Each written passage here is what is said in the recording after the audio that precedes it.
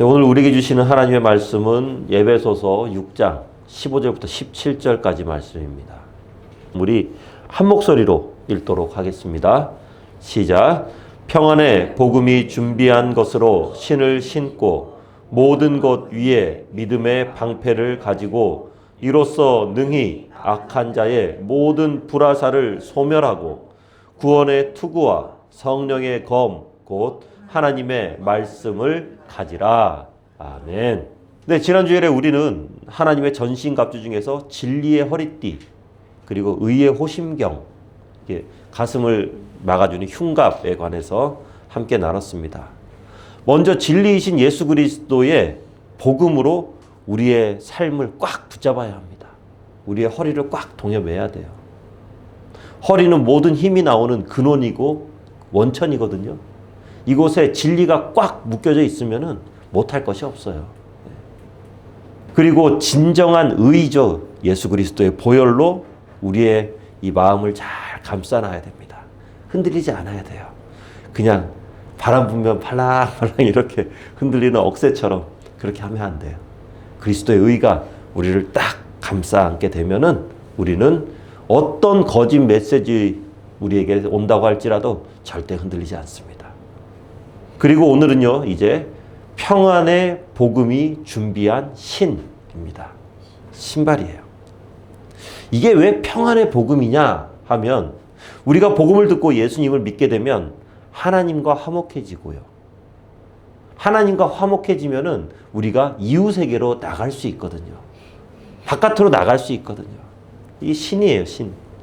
그래서 평안의 복음의 신발인데 이게 준비됐다 그랬죠. 준비한 것, 이러니까 뭔가 좀 그런데 영어 성경을 보면은 readiness라고 이렇게 돼 있어요. 그러니까 언제든지 복음을 들고 뛰쳐나갈 수 있는 만반의 준비가 되어 있는 그런 상황, 그런 상태라는 것이죠. 이런 사람들이 바로 하나님의 군사입니다. 살아있는 크리스천은요, 전도하는 사람이에요. 복음을 전하는 사람이 살아있는 크리스천이죠. 연주할 때 제일 멋있습니다. 예전에 제가 사역했던 교회 중에서 부산에 있던 교회에 사역을 했었는데 그 교회에 보면은 이렇게 가만히 보면 머리도 잘 안 감고 이렇게 좀 기름기 조금 이렇게 있으셔서 한 번씩 비듬도 보이고 하는 그런 왜 동네 아저씨 같은 그런 분들 있잖아요. 양복도 한 3, 40년은 된 것 같아요. 그런데 그거 그냥 단벌 신사입니다. 매주 그냥 겨울이나 여름이나 그거 교회에 입고 오세요.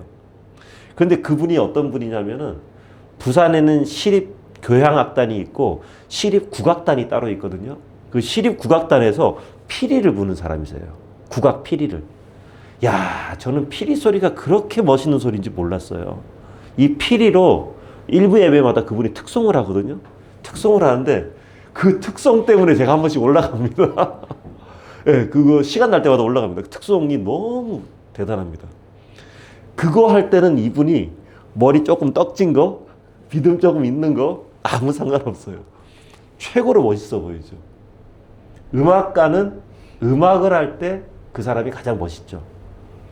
운동선수는 아무리 우락부락하고 막 험상궂게 생기더라도 그 험상궂게 생긴 운동선수가 운동을 할 때는 최고로 멋있습니다. 크리스천은요, 복음 전할 때가 제일 멋있습니다. 그렇게 난 게 바로 크리스천이거든요. 로마서 10장 말씀 우리 함께 읽어볼게요. 시작. 보내심을 받지 아니하였으면 어찌 전파하리요. 기록된 바 아름답도다 좋은 소식을 전하는 자의 발이여 함과 같으니라. 아멘. 하나님께서 우리를 보고 최고의 찬사를 보내실 때, 하나님께서 우리를 보고 아름답다고 말씀하실 때가 언제냐? 바로 전도할 때예요. 복음 전할 때예요. 그리고 이렇게 최고의 찬사를 하나님께서 왜 보내주시냐 하면은 이 복음을 전하는 바로 그 순간이 영적 전쟁의 최선봉에 우리가 나갈 때예요. 아니요. 어떻게 보면 최선봉이 아니라 그 가운데로 들어가는 겁니다. 전도한다는 건 어둠의 세력이 지배하고 있는 곳에서 하나님의 군사가 되어서 진격해 나가는 거예요. 그러니까 신발이 되는 거죠. 믿지 않는 가정에 복음의 메시지를 누구 한 명에게 막 전하잖아요. 전하면은 그게 어떤 거냐면은 공수부대처럼 적진 한 봉판으로 여러분들이 들어가는 겁니다. 낙하산 타고 뛰어내리는 거예요. 사탄의 군대로서는 아주 그냥 난리가 나는 상황인 거죠. 그래서 사탄은 전도하는 사람은 가장 무서워해요. 가장 부담스러워하죠. 그런데 또 이걸 반대로 생각하면 사탄은 전도하지 않는 크리스천을 가장 우습게 여깁니다. 맨날 교회에서 무슨 행사나 하고 교회에서 뭐 이렇게 한다 그러면 커피숍 가서 앉아있고 그런 크리스천은 사탄이 별로 두려워하지 않아요. 선교하지 않는 교회는 사탄은 거들떠 보지도 않습니다. 그래서 저는 우리 교회가 전도하고 선교하는 교회, 그런 교회로 섰으면 좋겠어요. 영적 전쟁의 파워는 복음 전파와 직결됩니다. 그리고 힘 있는 교회는 복음 전하고 선교하는 교회가 힘 있는 교회가 되는 거예요. 자, 다음으로는요, 이 믿음의 방패입니다. 믿음의 방패. 사탄이 우리를 향해서 화살을 쏘는데 그냥 화살을 쏘는 게 아니라 그랬어요. 불화살을 쏜다 그랬어요. 불화살. 이 불화살은요, 나만 죽는 게 아니죠. 이 주변까지 다 태워버려요. 주변까지 다 소멸시켜버려요.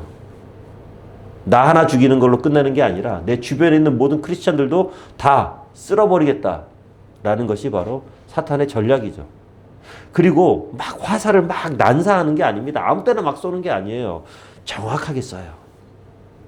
우리의 죄책감이나 해결되지 않은 문제들이나 때로는 주변 사람들과 뒤틀어져 버린 관계나 그리고 때로는 누구에게도 말 못할 어떤 그런 고민거리들, 이런 것들을 향해서 사탄이 기가 막히게 불화살을 쏩니다. 너무 기가 막히게 쏴요. 그런데 이런 약점들, 우리가 가장 약한 부분들을 누가 가장 잘 알고 있느냐? 내가 제일 잘 알아요. 내가 제일 잘 알아요. 약점을 몰라서 못 고칩니까? 그거 아니거든요. 예. 솔직히 다 알잖아요. 욱하는 성격. 예. 누구보다도 내가 잘 알고 있습니다. 삐딱하게 말하는 나쁜 습관. 이것도 역시 누구보다 내가 잘 알고 있어요. 우리의 약점, 그 약점 똑같은 곳에다가 사탄은 계속 불화살을 쏴댑니다. 이렇게. 그런데 우리는 계속 거기에 당하고 있어요. 막. 계속 당해요. 그리고 화살을 쏠 때 보이는 곳에서 화살을 쏘나요? 빤히 코앞에서 화살을 쏩니까? 아니에요. 어딘가에 숨어서 쏴요. 저 뒤에서 쏜다는 거죠. 느닷없이 날아옵니다. 어느 한순간 방심해 있는 틈에 느닷없이 화살이 날아와서 나의 약점에 확 꼽혀버리는 거예요. 속절없이 당합니다. 그렇기 때문에 우리에게는 믿음의 방패가 필요합니다. 여기에서 말하는 이 믿음은요, 그리스도를 믿고 구원받기 위한 기초적인 믿음을 말하는 것은 아닙니다. 왜냐하면 우리는 이미 다 구원받은 사람들이에요. 여기에서 말하는 이 믿음은 구원받은 사람의 삶에서 매일같이 나타나는 믿음을 이야기하는 거예요. 하나님을 믿음으로 인해서 나타나는 우리의 삶의 모습들. 그러니까 좀 이런 거죠. 굉장히 쪼잔한 부분까지, 예, 아주 작은 부분까지 다 적용되는 거. 아주 작은, 야, 이런 것까지 내가 믿음으로 이야기해야 되나? 이런 것까지 내가 믿음을 생각해야 되나? 라는 그런 부분들까지도 믿음으로 이루어져야 돼요. 왜냐하면은 그런 부분들이 모여서 우리의 삶이 이루어지기 때문입니다. 뭔가 대단한 것이 아니에요. 작은 것들, 쪼잔한 것들. 그러니까 막 이런 거 있잖아요. 왜? 치약 짜는 것을 두고 가운데를 짜느냐, 밑에서부터 짜느냐. 나는 밑에서부터 계속 짜서 이렇게 위로 올려놓는데 가운데 푹푹 눌려져 있고. 막 그런 짜증나는 것들. 휴지를 휴지거리에 거는데 나는 이쪽 안쪽 방향으로 이쪽에, 다른 어떤 사람은 또 바깥쪽 방향으로 이렇게 휴지가 나오도록. 이런 아주 작은 것들이거든요. 근데 이런 곳에서 마저도 우리가 믿음을 적용해야 돼요. 여기에다가 믿음을 적용하면은요, 이것이 짜증나지 않습니다. 괜찮아집니다. 밥상머리에 앉아서 나누는 대화들, 이런 것처럼 우리의 삶에서 너무나도 작고 사소해 보이는 모든 것들에 우리의 믿음이 감싸져야 돼요. 모든 것들에.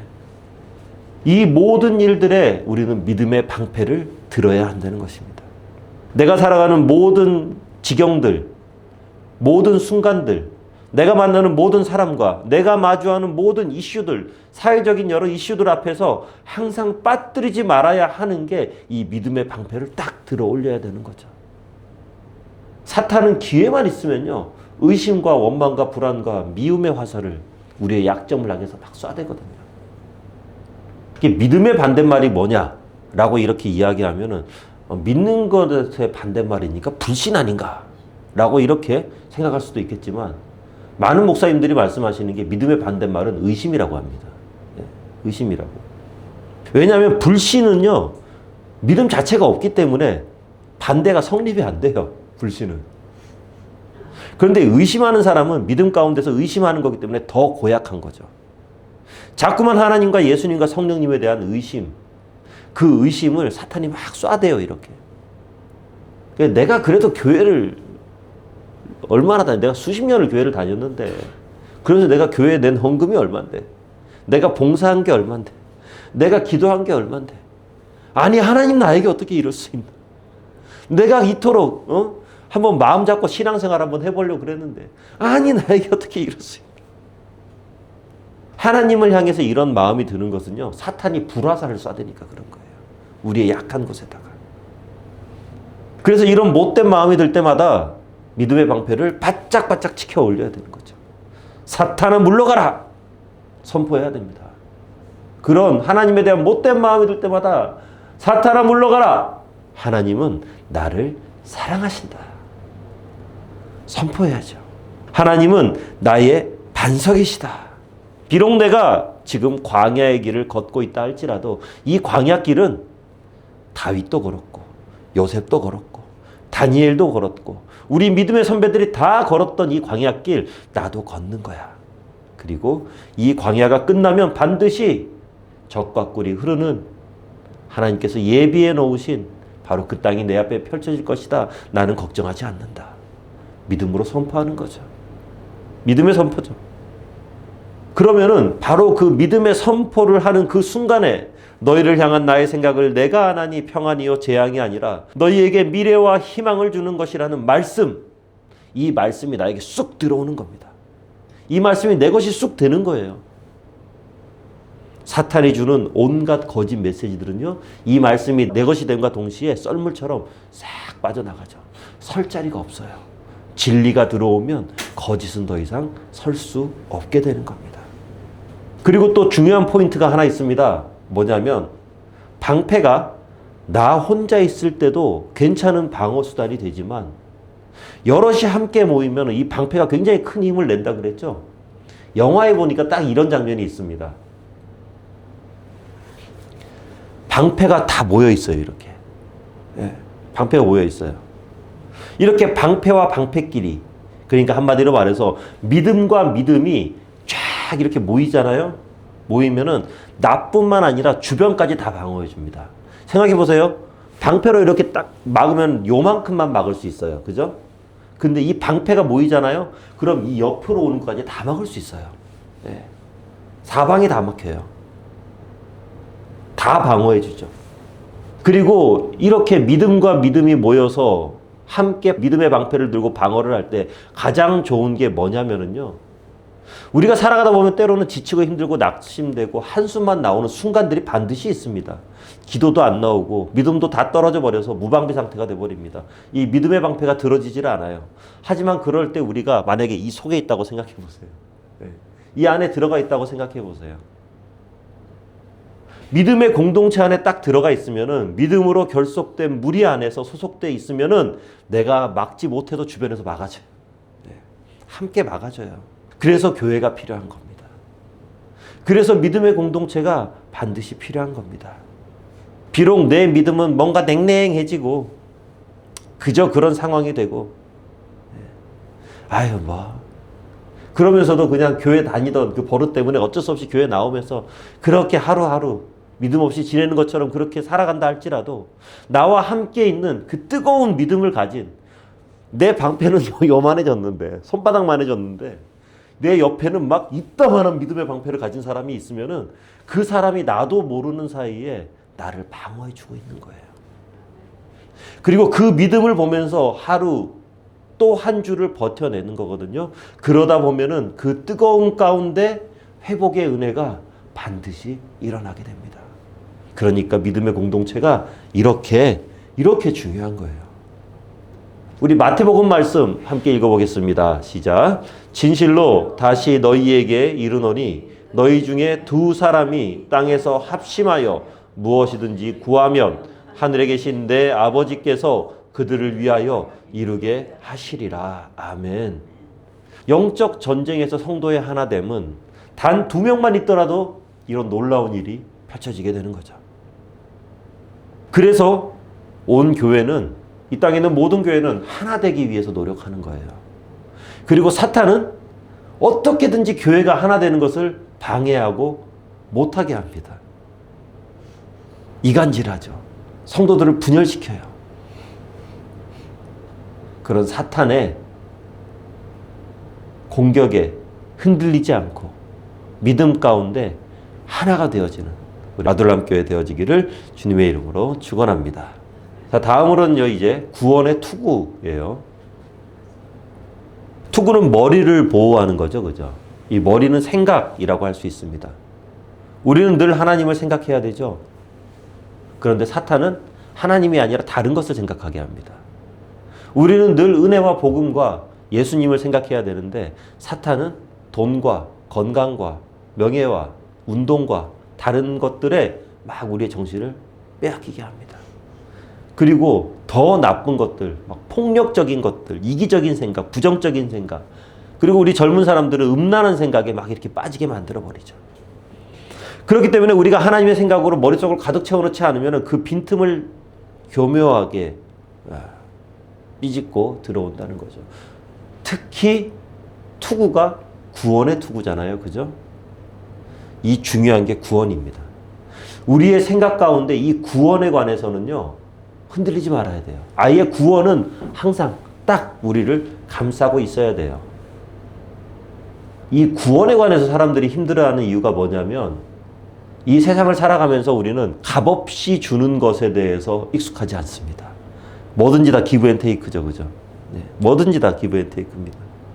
그래서 제가 노인회관에 이렇게 우리 동수동하고 저 동부경로당, 서부경로당 이렇게 다녀보면은 다들 그런 말씀을 하십니다. 아이고, 이렇게 가져다 주시는데 우리가 그래도 교회 한 번은 나가봐야 될 건데 이게 무슨 품앗이 하듯이 왔으니까 우리도 한번 가져야지 이렇게 예, 아무튼 그렇습니다. 그런 마음들이 있습니다.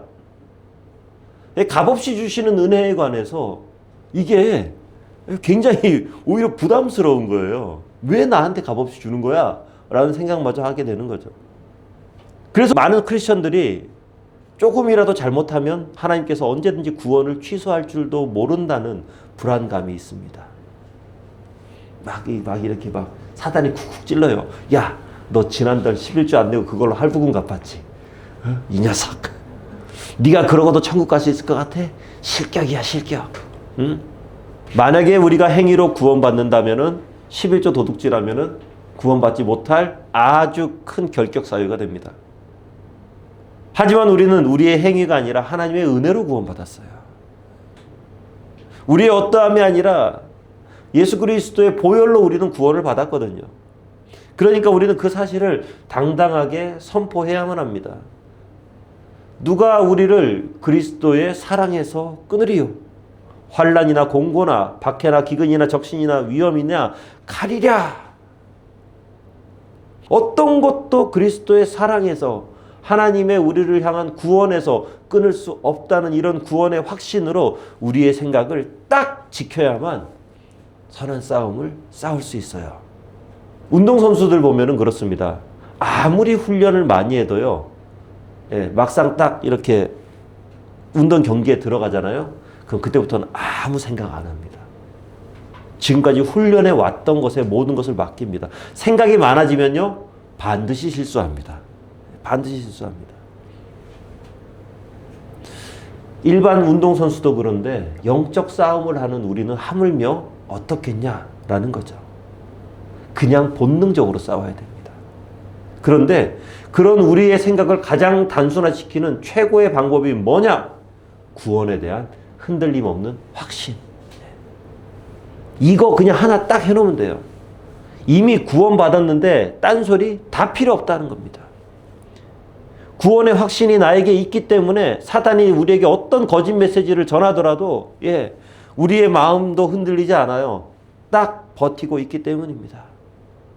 이런 구원의 확신을 가지고 생각을 잘 지키시기 바랍니다. 그리고 마지막으로요. 성령의 검, 바로 하나님의 말씀이라고 하는 거죠. 이 검이라는 것, 상대방에게 치명상을 입히는 아주 날카롭고 단단한 검입니다.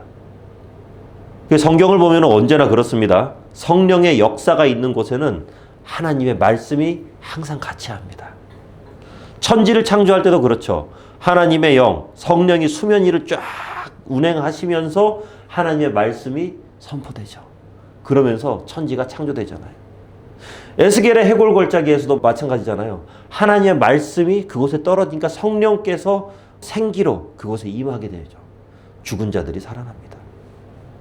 성령이 임하면 하나님의 말씀이 옵니다. 하나님의 말씀이 충만하면 성령이 충만한 거예요. 이렇게 성령의 말씀이 임하게 되면 하늘의 능력이 우리 안에서 확 일어나요. 이 말씀으로 능력이 확 움직이지 않는 그 힘이 일어나는 거죠. 이 능력이 우리를 쓰러뜨리려는 사단의 공격을 물리치고 오히려 사단을 공격해서 쫓아내버리는 겁니다. 멀리 쫓아내버리는 거죠. 히브리서 4장 말씀 우리 함께 읽어보겠습니다. 시작. 하나님의 말씀은 살아있고 활력이 있어 좌우에 날선 어떤 검보다도 예리하여 혼과 영과 및 관절과 골수를 찔러 쪼개기까지 하며 또 마음의 생각과 뜻을 판단하나니. 아멘. 의사의 칼이 이렇게 환부를 싹 도려내죠. 그리고 그 속에 있는 암덩어리들을 막 잘라냅니다. 없애버리는 거죠. 내 인생의 어두운 죄와 두려움과 고독과 미움들이 이 말씀의 검 가운데서 쫙쫙 갈려나가는 거예요. 그래서 하나님의 말씀이 제대로 딱 들어오잖아요. 처음에 움찔움찔합니다. 서늘합니다. 그러면서 사람들이 가지는 생각이 뭐냐면은 막 이렇게 말씀이 선포될 때 많이 가지는 생각이 목사님이 분명히 저 최 집사한테 내 얘기 들은 것 같아. 저거 지금 나 들으라고 하는 말이야. 저거. 목사님 분명히 나 생각하고 지금 저거 한 거야. 막 이런 것들. 움찔움찔해요. 아프면서 거부감이 들죠. 그런데 있잖아요. 그 말씀에 그냥 온전히 나 자신을 확 맡겨버리잖아요. 시원합니다. 그래. 뭐 그렇지 뭐. 다시 살아야지 뭐. 똑바로 해야지 뭐. 이게 아픈데 시원해요. 제대로 된 안마 받잖아요. 아파 죽을 것 같은데 시원합니다. 그냥. 개운합니다. 아 이러면서도 개운합니다. 좋습니다. 그래서 말씀이 임하면 치유가 일어나고 회복이 일어나고 생명이 임하는 거예요. 그런 하나님의 말씀이 우리에게 회복으로, 능력으로, 치유로 임재하시기를 주님의 이름으로 축원합니다. 그리고 우리는 구원받음과 동시에 하나님으로부터 말씀의 검을 이미 다 받은 사람들이에요. 나는 말씀의 검이 없는데? 아닙니다. 평소에 안 써서 그렇지 잘 찾아보면 어딘가에 말씀의 검이 분명히 있을 겁니다. 중요한 건 그 검을 잘 갈아놔야 된다는 거죠. 평소에 이 검을 잘 갈아놓지 않은 칼 이렇게 한 번씩 쓰려고 과일 깎으려고 사과 이렇게 딱 깎으려고 하는데 싹 잘리는 게 아니라 어때요? 안 드는 칼은 껍질 막 뭉개면서 갑니다. 막 껍질이 막 뭉개져요. 그러면 그 칼 정말 쓰면서도 짜증나죠. 그죠? 괜히 막 성질만 버립니다. 평소에 칼을 잘 갈아놔야지 딱 필요할 때 언제든지 우리가 기분 좋게 칼을 쓰듯이 우리의 말씀의 검도 평소에 잘 갈아놔야 돼요. 특별히 지금처럼 말씀을 함께 나누는 이 시간, 이런 시간들이 집중해서 칼을 가는 시간이죠. 혼자서 묵상하는 시간, 성경 공부를 하고 그리고 집에서 조용히 성경을 이렇게 읽는 시간들, 이런 시간들이 바로 말씀의 검을 잘 갈아놓는 그런 시간입니다. 이렇게 잘 갈아놓지 않으면은 생전 안 쓰면은요, 이 말씀의 검이 결정적인 순간에 이렇게 뽑으려고 해도 뽑히지도 않아요. 이게 안에서 녹슬어가지고 그리고 용을 써서 어떻게든지 팍 칼을 뽑았는데 이건 칼이 아니라 몽둥이야. 여기저기 녹이 슬어 있어요. 막 시퍼렇게 녹이 슬어 있으니까 이거는 칼에 베어서 죽을 걱정하는 게 아니라 이 파상풍을 걱정해야 될 정도로 칼이 전체가 막 녹슬고 막 난리가 나 있어요. 일주일 내내 묵상 한 번 안 하고 성경 한 번 안 읽고 주일 말씀도 그냥 한 귀로 듣고 한 귀로 흘리고 그렇게 하는데 어떻게 칼이 갈리겠습니까? 안 갈려요. 그러면 칼이 뽑히지도 않아요. 이렇게 제가 막 이렇게 강하게 말씀을 드리는 이유가 뭐냐면은요, 말씀의 검을 갈아놓느냐 갈아놓지 않느냐는 바로 우리 영이 죽고 사느냐의 문제이기 때문입니다. 아무리 갑옷이 좋고 방어구가 좋아도요, 자꾸만 두드려 맞으면은 언젠가는 뚫려요. 언젠가는 부서져요. 그렇기 때문에 말씀의 검을 가지고 쫓아내야 되는 거예요. 사탄을 위협해서 쫓아내야 되는데 이게 없으면 안 되거든요. 말씀의 검이 무뎌집니다. 기도를 해도 응답이 없고 예배를 드려도 능력이 없고 찬양해도 임재가 없는 이유는 말씀의 검이 무뎌져서 그런 거예요. 사탄이 비웃죠. 야야 그것도 칼이야. 사탄이 비웃어버려요. 우리 모두 예리한 말씀의 검을 가지시기를 주님의 이름으로 축원합니다. 옛날 무협 영화 이렇게 보면은 진짜 예리한 검을 이렇게 싹 갈아놓으면 영화 같은 데 보면 어떻게 해요? 머리카락 하나 딱 뽑아가지고 위에다 싹 올려놓으면 머리카락이 절반을 싹 이렇게 갈리면서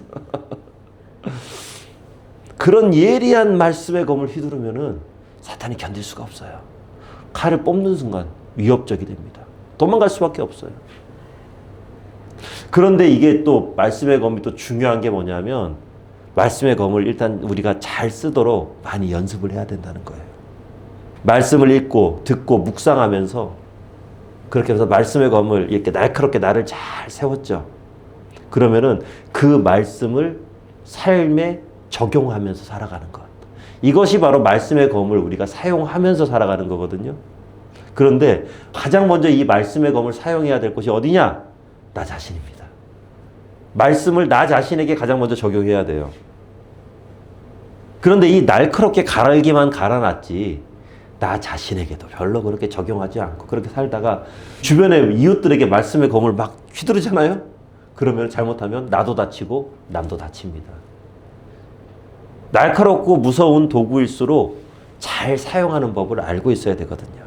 그래서 꼭 교회에서 남들에게 상처 주는 사람들이 있죠. 남들 힘들게 하는 사람들 보면은 교회 오래 다닌 사람들입니다. 그리고 나름 좀 알고 있는 사람들이 사람들에게 상처 줘요. 사람들을 힘들게 해요.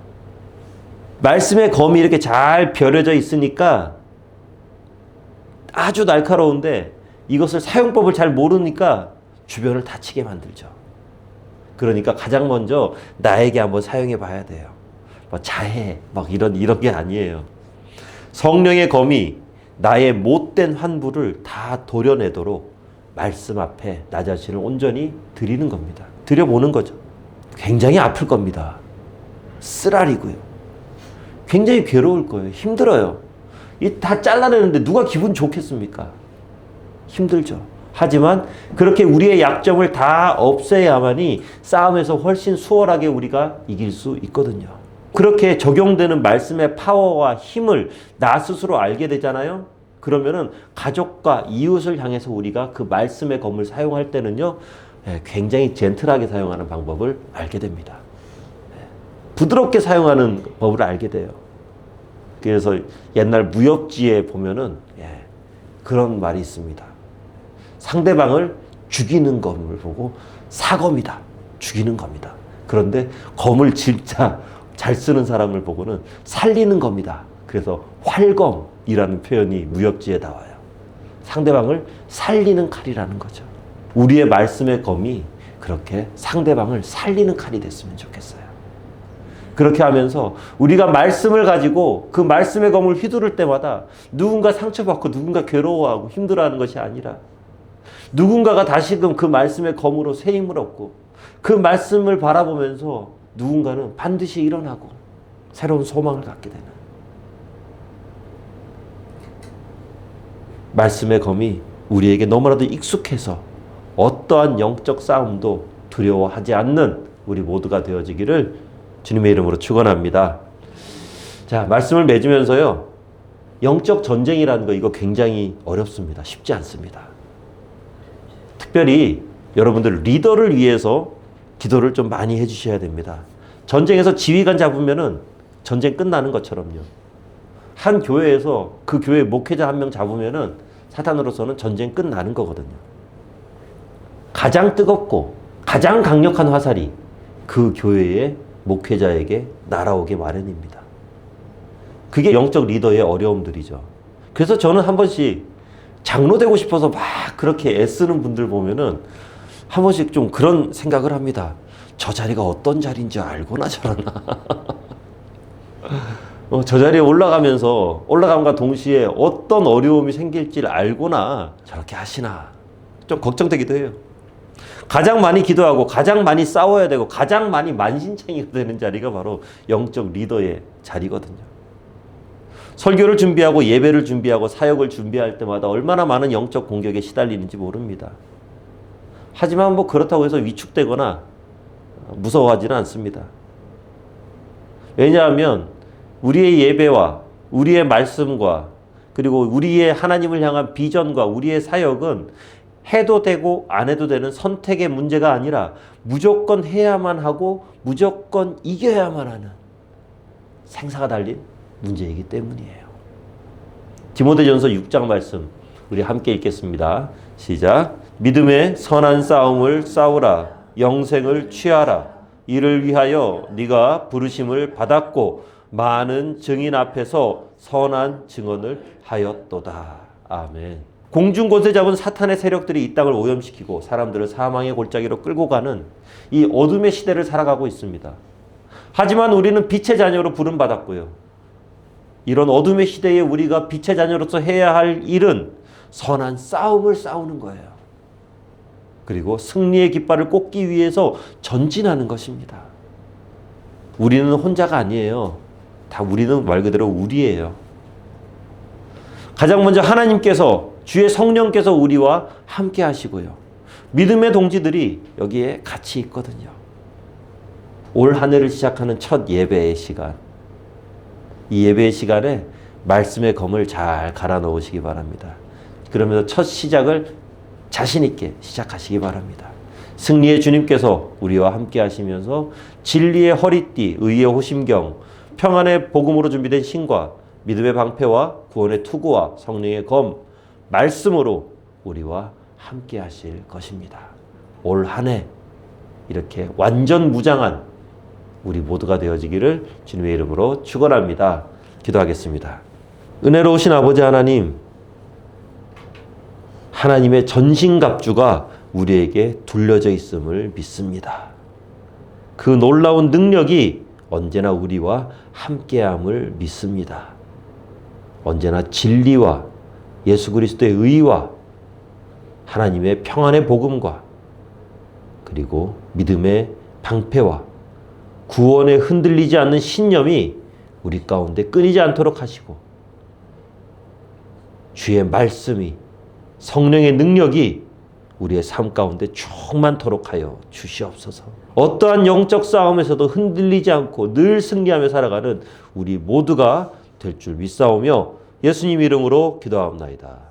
아멘.